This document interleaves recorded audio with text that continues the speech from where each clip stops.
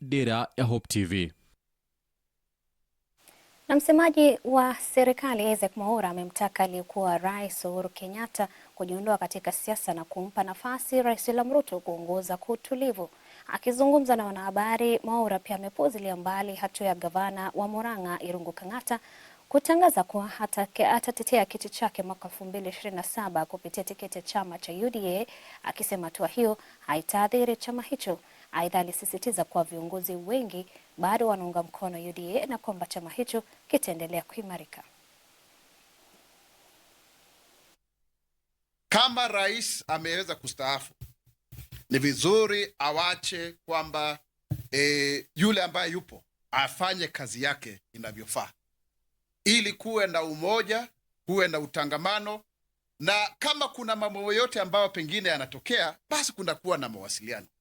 Na hilo ni jambo ambalo unaliona kabisa hata kule Marekani, wakati rais amestaafu, anakwenda kufanya kazi nyingine. Na leo asubuhi nilikuwa namfikiria yule Jimmy Carter ambaye alikuwa ameishi miaka mingi zaidi, na alipoacha uongozi yeye alienda kushughulikia watu, akaenda kujengea watu manyumba, akaenda kufanya mambo ya kuleta amani, na akaishi miaka mingi kuliko rais yote mwingine. Na hayo ndio mambo ambayo yanafaa kuwa wakati unapostaafu kuwa rais, na ndivyo mtiposa iwe ni kielelezo chema ambacho kipo katika jamii hii yetu ya Kenya. We need national political parties.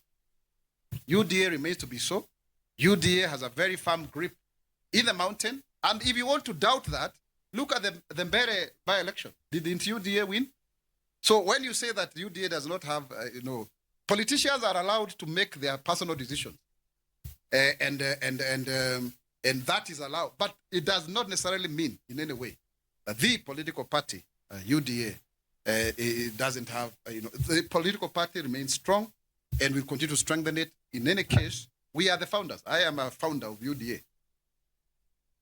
Tukisonga mbele ni kwamba Wakenya wamehimizwa kuwajibika